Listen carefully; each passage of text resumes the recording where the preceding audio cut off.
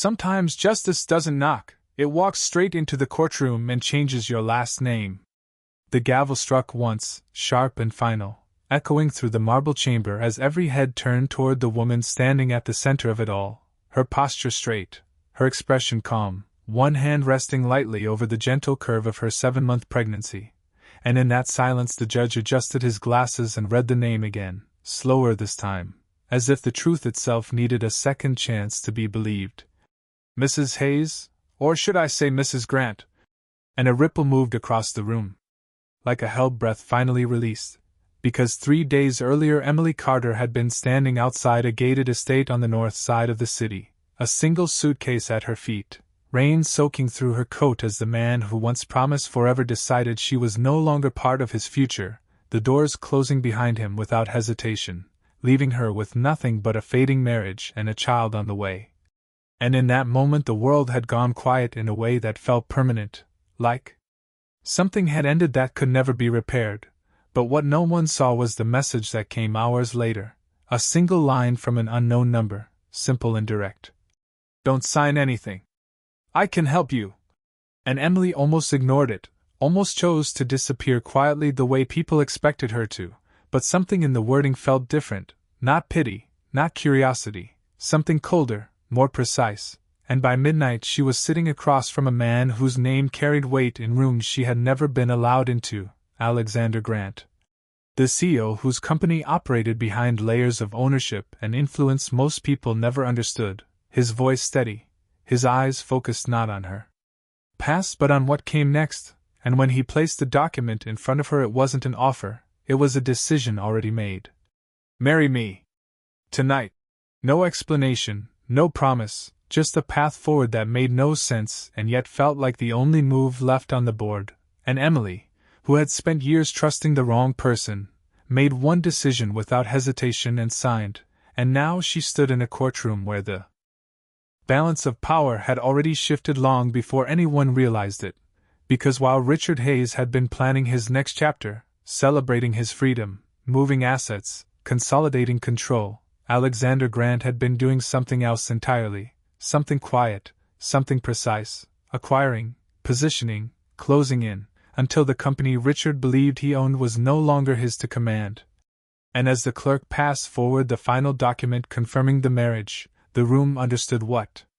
had happened, not all at once, but piece by piece, like a puzzle locking into place. The woman who had been removed from the story had rewritten it, not with anger, not with noise, but with a signature that changed everything. And as Emily lifted her gaze, meeting the eyes of the man who once thought she had nowhere to go, there was no triumph in her expression, only clarity, because some endings don't come with closure.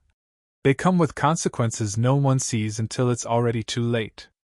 Richard Hayes did not understand what was happening at first, and that was the most dangerous part, because confusion delayed reaction and delay created collapse. His attorney leaned in, whispering fast, flipping through documents that suddenly carried different meaning than they had just hours earlier. Numbers that once confirmed ownership now pointed somewhere else entirely. And Richard's eyes moved from the paperwork to Alexander Grant, standing composed, untouched by the tension spreading through the room, as if this outcome had been decided long before anyone else received the invitation. And in that moment Richard realized something he had never considered: he was not in control of the timeline anymore, because while he had been celebrating his independence, signing new deals, posting carefully curated images that told the world he had moved on, Emily had disappeared completely. No calls, no messages, no attempts to negotiate, just silence, and that silence had allowed everything to shift without resistance. 3 days that felt insignificant had been enough to restructure an empire, and the attorney's voice broke slightly as he pointed to a clause buried deep within a chain of acquisitions, a parent company, then another, until the final name appeared, Grant Holdings, and suddenly every asset Richard believed he owned was tied to a structure he did not build, a structure that answered to the man now standing beside the woman he had dismissed. And Emily did not interrupt, she did not explain, she simply stood there with a calm that unsettled everyone watching. Because it was not the calm of someone who had been rescued, it was the calm of someone who had chosen a path and followed it without hesitation. and as the judge reviewed the final confirmation of her legal status, the room shifted again, quieter now, more focused, because this was no longer about a personal dispute, it was about authority, about who held the final say, and Richard felt it slipping, not dramatically, not all at once, but steadily, like something being removed piece by piece while he stood there unable to stop it. His voice finally broke through the silence, controlled but strained, asking how this was even possible, and Alexander answered with a single sentence that carried more weight than any argument. "You were busy looking forward, I was already 3 moves ahead." And that was when the reality settled in, not as anger, not as disbelief, but as something heavier, the understanding that every decision made in those 3 days had led to this exact moment, and Emily, who had once stood outside in the rain with nowhere to go, now stood inside a courtroom where every outcome leaned in her favor, not because she demanded it, but because she had aligned herself with something stronger, something quieter, something that did not need to announce its presence to take control. And as the clerk prepared the next document, the one that would finalize the transfer of authority, Richard realized there was still one detail he did not know, one piece missing from the story that no one had explained. Because Alexander Grant had not only changed Emily's future, he had changed the structure of everything around them, and the question that remained was not how it happened, but why he chose her at all. The answer came before anyone expected it, and it did not come from Alexander. It came from a quiet detail buried in the past that Richard had never bothered to remember, because 5 years earlier, when his company was struggling to survive a financial downturn, when investors were pulling out and banks were tightening credit lines, there had been one anonymous capital injection that saved everything, a silent partner who never asked for recognition, never appeared at meetings, never signed a public statement. And Richard had accepted it without question, assuming it was just another advantage of his reputation. But now, as the documents were laid out in sequence, that moment returned with clarity. Because the origin of that capital was no longer anonymous, it traced back to a private fund managed by Grand Holdings, and Emily knew it the second she saw the file placed on the table, because she had been there the night the decision was made, sitting in a small office across from Alexander long before she ever knew who he truly was, offering help when he was rebuilding from a loss no one else had witnessed. And she had not invested money, she had invested trust, time, and something far more valuable, belief in a man no one else believed in, and Alexander had never forgotten it, not when his company recovered, not when it expanded, and certainly not when he saw her name appear years later attached to a situation that mirrored his own past. A moment where everything could be taken in an instant, and so when he sent that message, it was not random, it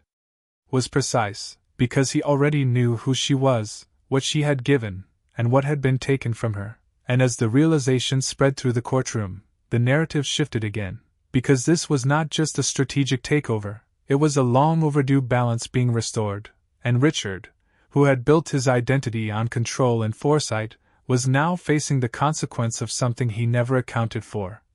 The history of the people around him, the unseen connections that formed long before his decisions ever came into play, and Emily, standing at the center of it all, did not need to speak to explain it, because the documents told the story clearly enough. Every transaction, every transfer, every quiet move that led to this moment. And when Alexander finally stepped forward, his voice measured, his tone unchanged, he did not claim victory, he simply clarified the truth. You did not lose this in 3 days, you lost it the moment you forgot who stood beside you when you had nothing. And the weight of that sentence settled over the room with a stillness that no one could interrupt, because it was not loud, it was not dramatic, it was final, and as the judge prepared to confirm the last ruling, there was only one thing left unspoken, one decision that would define what happened next, because Emily now held a position no one could challenge, a future no one could take, and the question was no longer whether she had won, but what she would choose to do with everything that had just been placed in her hands. The courtroom did not erupt, it quieted, and that silence carried more weight than any reaction, because everyone understood that what happened next would not be driven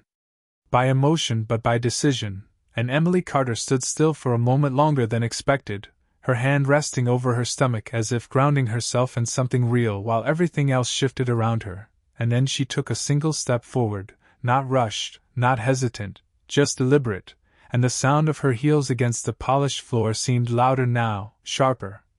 As if marking the end of one life and the beginning of another, and when she finally spoke her voice was calm, steady, carrying across the room without force.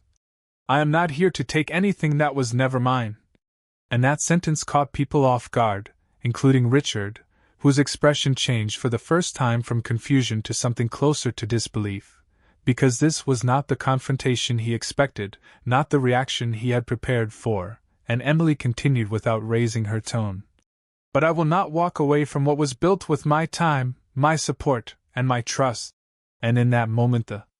narrative shifted again, because this was no longer about revenge, it was about recognition, about drawing a line between what had been ignored and what could no longer be dismissed, and Alexander watched her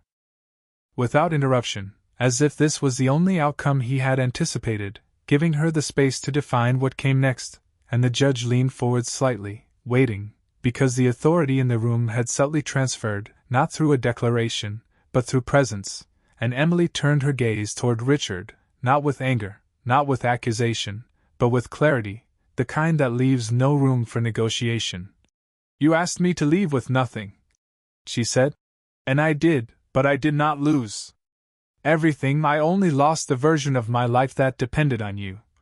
And the words settled in a way that made it impossible to respond immediately, because they were not designed to provoke, they were designed to conclude, and the attorney beside Richard shifted again, scanning for options that no longer existed, while the clerk prepared the final document that would confirm the redistribution of authority within the company structure. And this was the moment everyone had been waiting for, not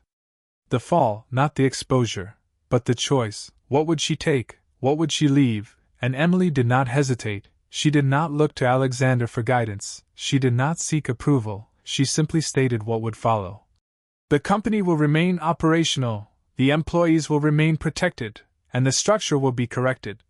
And each word carried intent, not force, and for the first time Richard understood that this was not about removing him entirely. It was about redefining his place within something he no longer controlled, and that realization landed deeper than any loss could, because it changed how he would exist moving forward, not as the center, but as a part, and as the judge nodded, confirming that the legal standing supported her decision, the final piece fell into place, not loudly, not dramatically, but completely, and Emily took a breath, subtle but visible, as if releasing something she had carried far longer than those 3 days, and then without looking back, she turned slightly, aligning herself beside Alexander not as someone who had been saved, but as someone who had chosen her position, and the room remained still, watching, because even though the ruling was clear, even though the outcome had been decided, there was still one question lingering beneath everything, not about what had happened, but about what would follow, because power once redefined does not return to what it was, it evolves, and Emily Carter had just become something no one in that room had expected, not a victim who survived, not a woman who took revenge, but a force that decided the terms. And the world outside that courtroom had no idea yet what that would mean. The decision did not end in that courtroom, it followed them out, echoing through glass doors and down the wide marble steps where cameras had already begun to gather, because news traveled faster than truth, and by the time Emily Carter stepped outside beside Alexander Grant, the story had already taken shape in headlines she had not approved. But she did not slow down, she did not adjust her pace.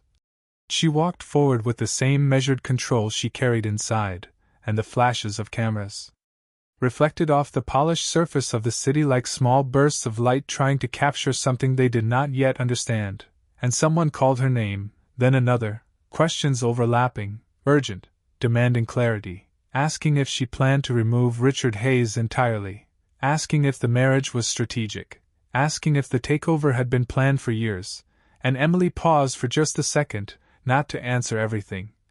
but to choose what mattered, and when she turned, her voice was calm. Steady, not raised but heard. "Some decisions take years to understand, even if they only take days to complete." And that was all she gave, no explanation, no defense, just a sentence that closed more doors than it opened, and beside her Alexander remained silent, not out of distance, but out of precision, because this was her moment to define the narrative, not his. And as they moved toward the waiting car, the noise behind them continued to build, speculation growing, assumptions forming. But inside the vehicle everything shifted again, the door closing with a quiet finality that separated public perception from private reality. And for the first time since the courtroom, Emily allowed herself a breath that was not measured, not controlled, just real, her hand still resting over her stomach as if reminding herself why every decision had been made. And Alexander glanced at her briefly, not asking if she was certain, not questioning what she had chosen, only acknowledging it with a simple nod, the kind that did not need words. And as the car moved through the city, past buildings that once represented a life she thought she understood, Emily looked out at the skyline differently now. Not as something distant or unattainable, but as something she was already part of, and yet there was no sense of triumph, no visible satisfaction, because what she had gained came with responsibility that extended far beyond that moment, employees who depended on stability, a structure that needed correction, a future that would now carry her name whether she wanted it or not. And as the silence settled between them, Alexander finally spoke, not about the company, not about the outcome, but about something else entirely. "You did not choose the easier path,"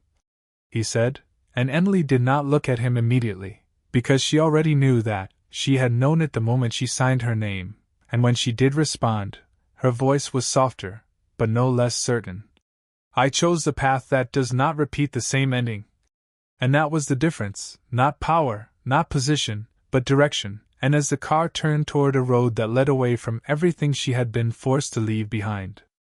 Just days ago, Emily understood something that no document could capture, that the version of her life built on dependence had ended the moment that door closed behind her. But what she was building now was not defined by what she had lost, it was defined by what she refused to become again. And somewhere behind them, in a building filled with silence and consequences, Richard Hayes remained standing in a space that no longer belonged to him, holding on to a reality that had already moved on. Without him, while ahead, the road stretched forward, not simple, not predictable, but entirely hers to decide. The building that now carried her decisions felt different the moment Emily stepped inside, not because the structure had changed but because her position within it had. And the lobby that once required permission now opened without question, every glance shifting slightly as people recognized her not as someone passing through but as someone who defined what happened next. And she did not pause to absorb it, she kept moving, her pace steady, her focus clear, because attention was not what she came for, direction was. And the elevator ride to the executive floor was quiet except for the soft hum of motion, a transition between what had been resolved and what still needed to be built. And when the doors opened the atmosphere shifted again, more controlled, more aware, conversations lowering as she walked past, not out of fear but out of recalibration, because leadership does not announce itself, it is recognized. And Emily stepped into a space that had once been reserved for decisions made without her, now waiting for her voice to define its future. And Alexander remained a step behind, not leading, not following, simply present, as if acknowledging that this part belonged to her entirely. And the first meeting began without introduction, executives seated around a long table, documents already prepared, projections, reports, everything aligned for review. But Emily did not sit immediately, she looked at the room. At the people who had built their careers within a system that had just been restructured overnight. And she understood what they needed before anything else: clarity, not reassurance, not promises, just direction. And when she finally took her seat, her voice carried the same calm authority that had shifted the courtroom hours earlier. "Nothing here is being dismantled," she said, "but everything here will be evaluated." And that distinction mattered because it removed fear while introducing accountability. And the room responded not with resistance but with attention, because uncertainty invites doubt but structure invites focus. And as the meeting moved forward, each decision followed a pattern, precise, intentional, removing inefficiencies, reinforcing stability, aligning operations with a future that no longer relied on one person's control.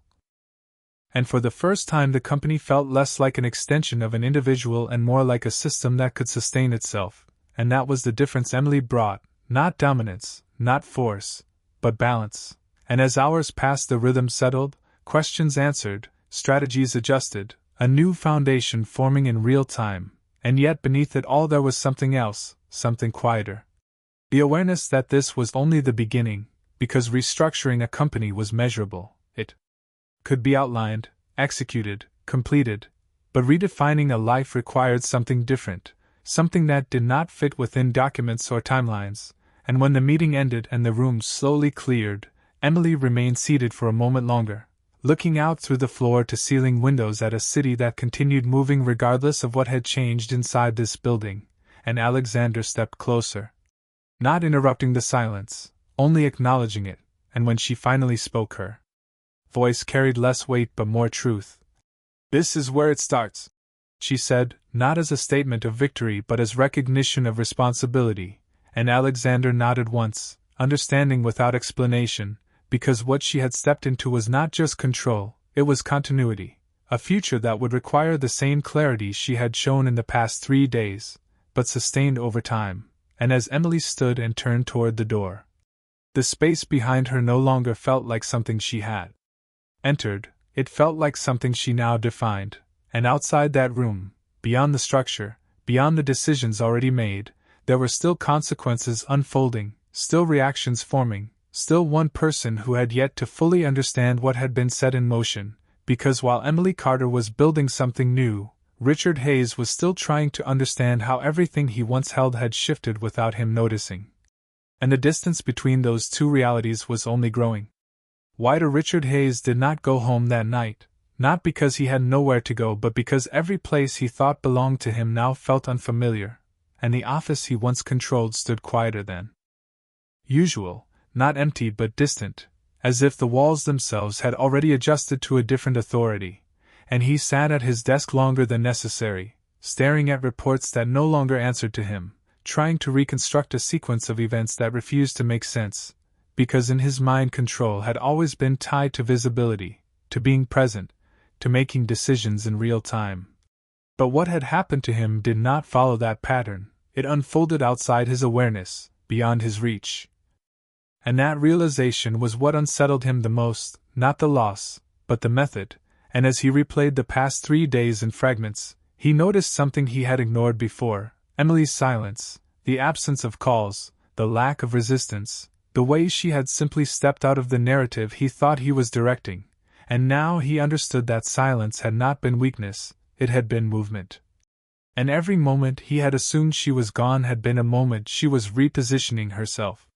Somewhere he could not see, and that understanding shifted something inside him. Not regret, not yet, but awareness, the kind that arrives too late to change the outcome but early enough to recognize the mistake. And across the city Emily continued forward without looking back, her schedule already filled with decisions that extended beyond personal history, because the structure she now influenced required consistency, not reaction, and the following morning began earlier than expected. Sunlight cutting through the glass of her office as she reviewed updates that had already started to reflect the changes she implemented, numbers stabilizing, processes aligning, small indicators that confirmed direction was being restored, and Alexander entered without announcement, placing a single file on her desk, not urgent, not dramatic, just another piece of the system that now depended on her input. And she opened it without hesitation, scanning through details that connected to departments she had already addressed, and as she turned the final page she paused, not because of the data, but because of a note attached at the end, a request from Richard, formal, measured, asking for a meeting. Not to challenge, not to argue, but to understand, and Emily read it twice, not searching for hidden intent, just confirming what was written, and when she looked up Alexander did not ask what she would do, he already knew this decision would not follow expectation. And she closed the file slowly, her expression unchanged, because the past did not require revisiting to move forward. But understanding sometimes required acknowledgement, and the weight of that choice settled quietly, not pressing, not urgent, just present, and outside her office the company continued to shift into its new form, unaware of the conversation that might follow, unaware that the next step was not about structure or authority but about something far more difficult to define. because power could change ownership in days, but closure, if it came at all, required something entirely different, and as Emily stood and moved toward the window,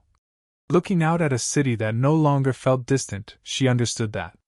whatever happened next would not change what had already been decided, but it might change how it ended, and somewhere across town, Richard Hayes waited for an answer he was not certain he deserved. In a world that had already moved on without asking for his permission, Emily did not answer immediately, and that silence stretched just long enough to matter, because decisions that come too quickly often carry the past with them.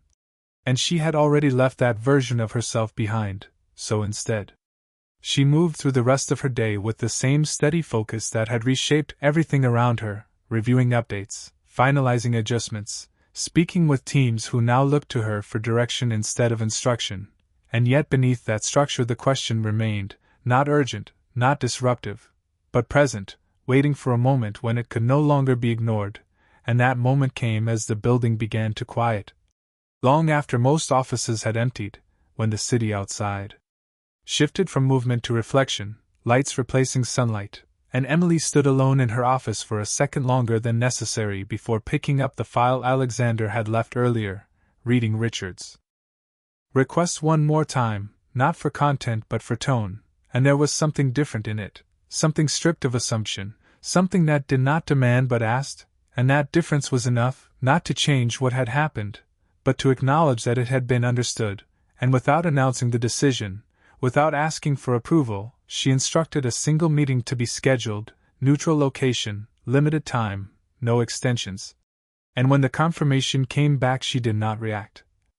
She simply closed the message and continued forward because this was not a return, it was a conclusion, and the next evening the space was exactly as she had defined it, quiet, controlled, a private conference room with no audience and no distractions, a place where words would not echo beyond the walls. And Richard arrived early, not out of strategy but out of uncertainty. Standing near the window as if distance might give him clarity, and when Emily entered she did not pause at the door, she walked in with the same measured pace that had carried her through every moment since that night, taking her seat without hesitation, her presence alone shifting the dynamic before a single word was spoken, and for a moment neither of them spoke, because sometimes silence is not avoidance, it is acknowledgement. And when Richard finally did, his voice lacked the certainty it once carried, not broken, not weak, just different. "I did not see it," he said, not as an excuse, but as a realization. And Emily listened without interruption, not because she needed to hear it, but because it completed something that had remained unfinished, and when she responded her tone was calm, unchanged. "You were not supposed to," she said, and that sentence held more truth than explanation. Because everything that had unfolded did not happen in the space he controlled, it happened beyond it, in places he never considered, and the conversation that followed did not revisit every detail, did not reopen every moment, it moved forward, directly, clearly, addressing what remained, responsibilities, boundaries, the future of what they once shared and what now stood entirely separate, and when it ended there was no final statement, no dramatic conclusion, just a quiet understanding that what needed to be said had been said, and as Emily stood to leave she did not look back, not out of indifference, but because there was nothing left behind that required her attention, and Richard remained seated for a moment longer, not reaching for what had already passed, but finally seeing it for what it was. And outside the room the world continued as it always does, unaware that something had just closed. Without noise, without spectacle, but with a clarity that could not be undone, and as Emily stepped into the night air once again, it did not feel like the same city she had walked through days before, because this time she was not leaving something behind, she was carrying everything forward on her own terms. The city did not pause to recognize what had changed, and that was what made it real, because true transformation does not announce itself. It continues quietly while everything else keeps moving. And Emily Carter stepped into that movement without hesitation, the rhythm of her days no longer shaped by reaction but by intention, each decision building on the last, each moment aligned with a future she was actively defining, and weeks passed in a way that felt both fast and precise, the company stabilizing under her direction, systems refining, People adapting not out of obligation but because clarity had replaced uncertainty. And within that structure Emily found something unexpected, not comfort, not relief, but consistency, the kind that allows growth to happen without disruption. And Alexander remained present but never imposing, his roles shifting naturally as the balance between them settled into something neither forced nor questioned, a partnership built not on dependency but on alignment. And one morning, as sunlight filled the office in a way that felt familiar yet entirely new, Emily reviewed a report that confirmed what she already sensed: the company was no longer recovering, it was progressing, and that distinction mattered because recovery looks backward while progress moves forward, and she closed the file with a quiet certainty that did not need validation. Her hand resting briefly over her stomach as a small reminder of the reason behind every choice she had made, and across the city Richard Hayes adjusted to a reality that no longer centered him, his role redefined within the structure he once controlled, his presence now measured by contribution rather than authority. And though he did not speak of it, those who worked around him noticed the difference, not dramatic, not immediate, but real, the absence of assumption, the presence of awareness. As if he had finally recognized the cost of overlooking what mattered most, and while their paths no longer intersected, the outcome connected them in a way neither could ignore, not through conflict, but through consequence. And one afternoon, as Emily stood once again by the window overlooking a city that no longer felt distant, she reflected not on what had been lost but on what had been revealed. Because everything that had happened was not about taking control, it was about understanding it, the difference between having power and knowing how to use it, the difference between being given a position and choosing what it means. And as she turned away from the view, stepping back into a space that now responded to her presence with quiet certainty, there was no need for a final statement, no need to define the lesson out loud, because it was already visible in every decision she made, in every path she chose not to repeat, and in every moment she refused to return to who she had been. And somewhere between the life she had left behind and the one she had built in its place, Emily Carter had become something far greater than anyone expected, not because she fought for it, but because she understood exactly when to stop fighting and start choosing. And that was the moment everything truly changed, not when the doors closed, not when the courtroom fell silent, but when she decided that her future would no longer be shaped by what she endured, but by what she was willing to create.